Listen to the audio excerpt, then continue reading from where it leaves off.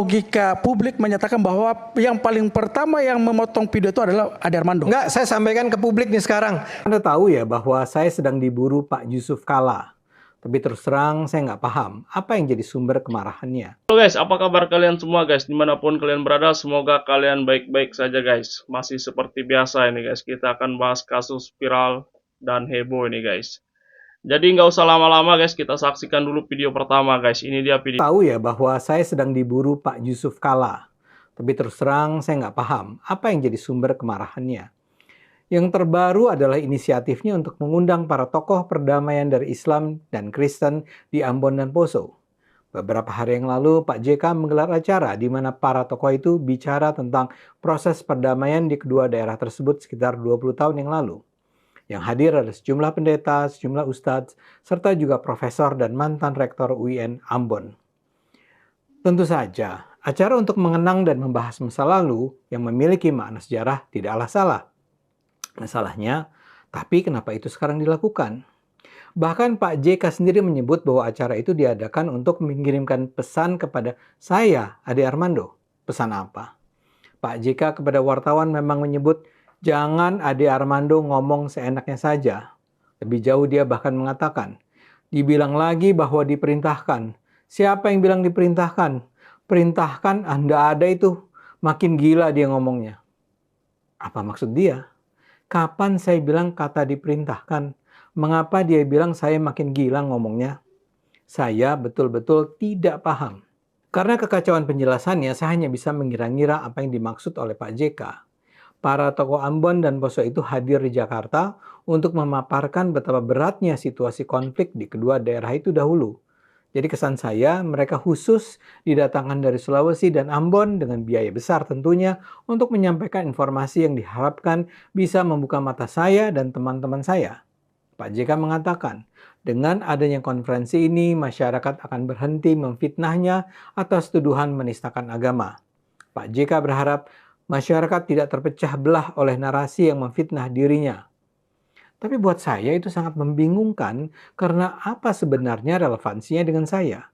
Saya tidak pernah memfitnah Pak JK menistakan agama. Saya memang mengkritiknya, tapi saya tidak mengatakan dia melakukan penistaan agama. Saya duga Pak JK memperoleh informasi yang salah.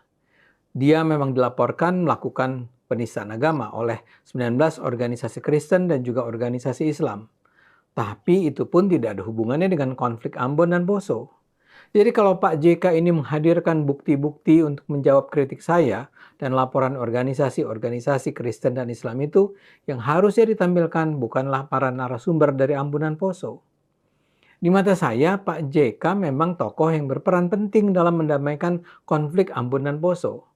Perang antar umat beragama di daerah tersebut memakan ribuan korban nyawa dan kehancuran daerah yang semula memiliki karakter kerukunan sangat tinggi. Pak JK dalam hal ini memang layak dipuji.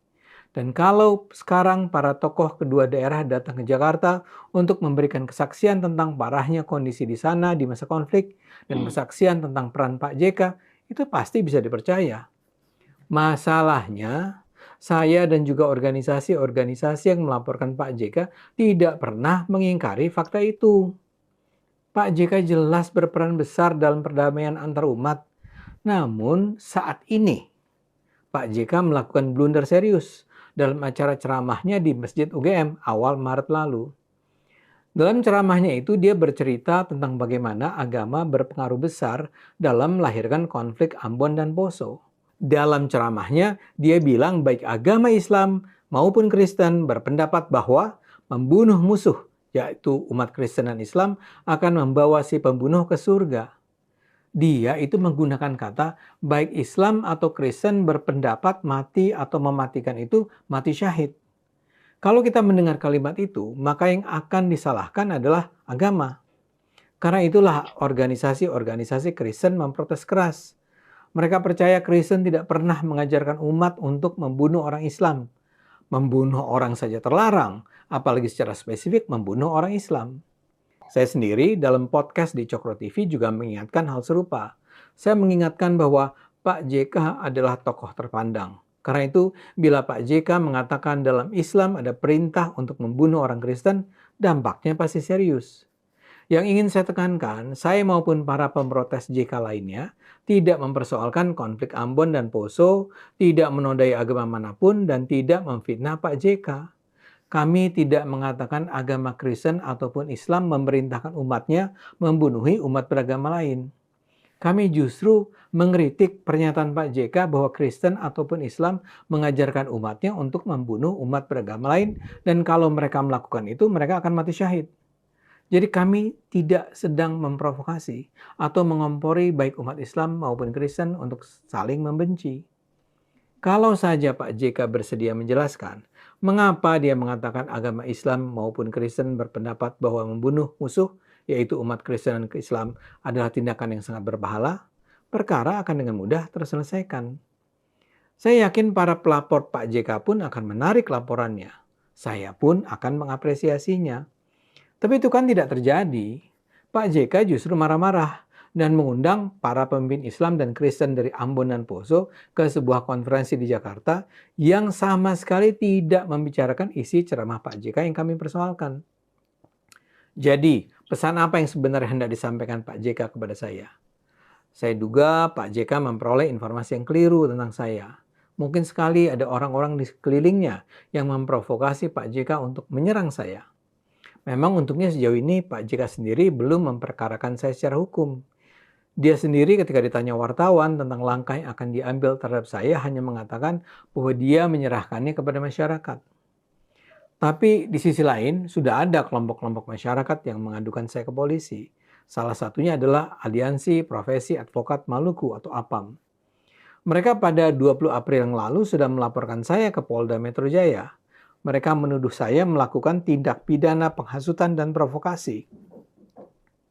Seperti saya jelaskan, saya tidak paham tuduhan penghasutan dan provokasi apa yang saya lakukan.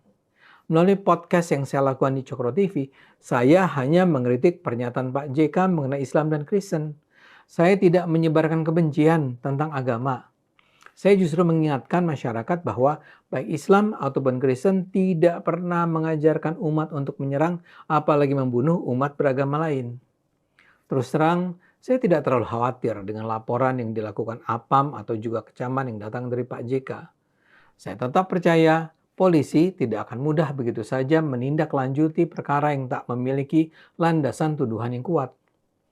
Kebetulan saya punya catatan pengalaman membela keberagaman yang cukup panjang. Jadi tentu mengherankan bila di saat ini saya mengompori umat Islam dan Kristen untuk saling membenci. Terakhir, saya harus mengutarakan keprihatinan saya pada Pak JK. Pak JK di masa lalu nampak sebagai negarawan yang layak dihormati. Peran dia dalam perdamaian Ambon, Poso, dan belakangan Aceh tercatat dalam sejarah. Karena itu sungguh mengherankan dan memprihatinkan kalau sekarang dia nampak mengalami disorientasi. Dia terkesan seperti disetir oleh orang-orang di sekitarnya untuk membenci saya dan kawan-kawan saya. Saya berharap ada orang-orang di sekitar Pak JK yang bersedia memberi nasihat yang rasional terhadapnya. Sayang sekali kalau nama harum yang sudah dia miliki selama ini tercoreng oleh penyesatan informasi yang mungkin sekali memang ingin memecah belah bangsa. Yuk